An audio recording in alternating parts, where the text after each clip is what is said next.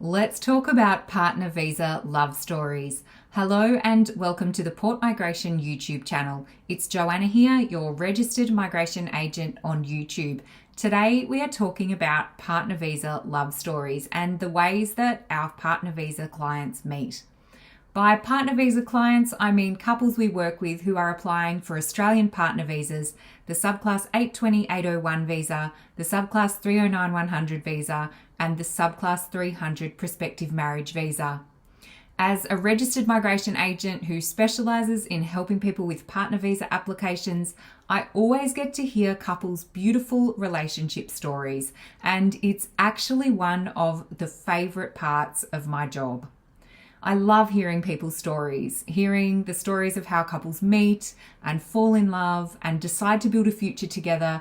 It restores your faith in humanity because at the end of the day, it's all about people finding love and building a future together. So today in this video, I'm going to tell you some of the common threads that have emerged as you hear people's beautiful relationship love stories. Before we continue, please like this video, subscribe to our YouTube channel, and turn on notifications so you don't miss our videos. If you are applying for an Australian partner visa, or if you've already been granted your Australian partner visa, you might want to drop a line in the comments and tell people how you met. I think we're all always fascinated by the meet cute, like they call it in the movie industry. The point where a couple meets and their relationship becomes something more than just meeting and eventually grows into a long-term, ongoing relationship. It's a great dinner party topic. It's a great conversation starter.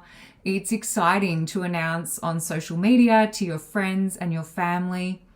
And if you're applying for a partner visa, it's also part of what you put into your relationship statement.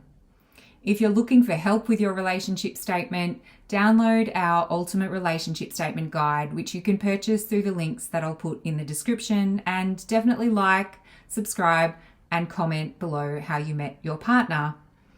So how do our partner visa clients meet? I'm not going to share individual stories here. I'm going to share common patterns that I've seen repeatedly through more than 9 years of working in the migration industry.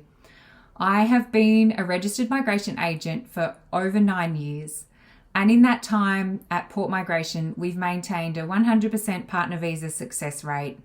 Our simple partner visa plan makes applying for a partner visa simple and stress-free for our clients. We work with couples all the time, so here are some of the ways that our partner visa clients have met one another. The meet cute, as they call it in the movies. So first, we have holidays. Many of our clients have met on holidays. So maybe they're on holidays and a friend introduces them, or maybe they meet in a bar or at a resort or at the beach when they're on holidays. Often it's completely organic. So they're just actually on holidays and they organically meet, perhaps in Australia or perhaps overseas. It's so lovely when a holiday romance turns into happily ever after. And we've seen so many couples over the years who end up in long-term relationships after meeting on holidays. A second way our clients meet is, probably this might be obvious in 2024, it's online. So many of our clients meet online. So maybe they meet online when they're both in the same country on the dating apps and they go on a date and it's happily ever after. Or some couples meet online in different countries and then they take that huge step of someone traveling overseas to meet the other person and see if real life meets the expectations that they have based on their online relationship. The online dating stories you hear in the media aren't always positive. So it's always so beautiful to see couples where online turns into forever in real life. And if you're wondering if people ever live happily ever after from meeting online, having seen it so many times over so many years, I'm here to tell you that yes, it can happen. A third way our clients meet sort of follows on from that, and this is something we've seen more recently in the last few years with partner visa applications. It's where couples who meet first online, but in games or in live streams. So they've actually met for the first time while they're playing a game, while they're in a live stream, and the relationship develops in the game, it develops online, and then it moves out of the game, and then at some point they meet in real life, which often means one of them has gone to meet the other one in another country to see if the relationship will progress, which is such a huge thing. Or sometimes couples go to a third country that isn't either of their home countries for a holiday together, and that's the point where they meet in real life. It's such a huge step for people to take to travel out of their own country to meet a person that they've met online. And obviously, personal safety is such an important consideration for people in this circumstance. But it's so really beautifully lovely for people when they find a relationship like that. And stories like this restore my faith in humanity somewhat. A fourth way our clients meet is just the old school way, the old-fashioned way. Face-to-face, in real life. You might think this never happens anymore, but I'm here to tell you that it does. Couples meet maybe through friends at a party, maybe they're in Australia, maybe they're overseas, maybe they meet at a club, or maybe they meet just going about their daily lives. And I love these stories because that point where two people meet in their day-to-day life becomes such an important part of their story together, and the look on their faces when they talk about it is really beautiful. They meet through friends at a party or at an event or traveling, and maybe a friend says, hey, I've got this friend, or sometimes it's a blind date, or sometimes their friends set them up without really saying anything about it beforehand. Sometimes a group just gets two people together that they think might connect, and they get them in the same space at the same time just to see what happens.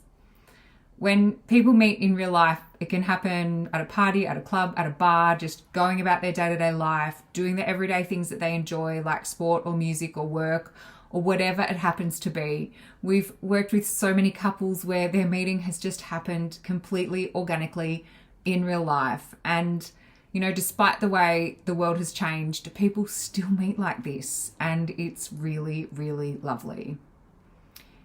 A fifth way we see couples meet is through arranged marriages. So often it essentially involves family members or family connections introducing two people who may not have met otherwise, and then giving them the opportunity to go on and build a relationship if they choose, which may not have been something that would have come into their orbit otherwise. And it's lovely seeing people meet this way and build really beautiful and strong relationships after meeting through family or friends in an arranged marriage. A sixth way couples meet is through study or university. We often see couples who meet while they're studying.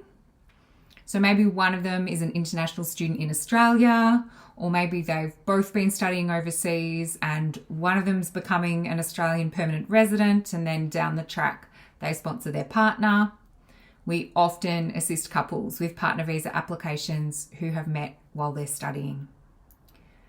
As a registered migration agent, I hear beautiful love stories all the time, and I'm always intrigued and fascinated to learn about how people meet. If you are writing your relationship statement for your Australian partner visa application, the story of how you meet is one of the things that you'll include. You can download our Ultimate Relationship Statement Guide through the links in the description, or if you're looking for advice and assistance, reach out and make an appointment. Please keep in mind that all the information on our YouTube channel is general information only. For visa advice that relates to your specific circumstances and situation, please reach out and book an appointment through the links in the description. Thanks for watching this video, and thank you to our 1.3 thousand loyal followers. We really appreciate your support. Don't forget to like this video, subscribe to our channel if you're not already subscribed, turn on notifications so you don't miss our videos when we post them. There are so many more resources about partner visas on our YouTube channel, so check out the other videos, and until the next video, good luck and all the best with your application.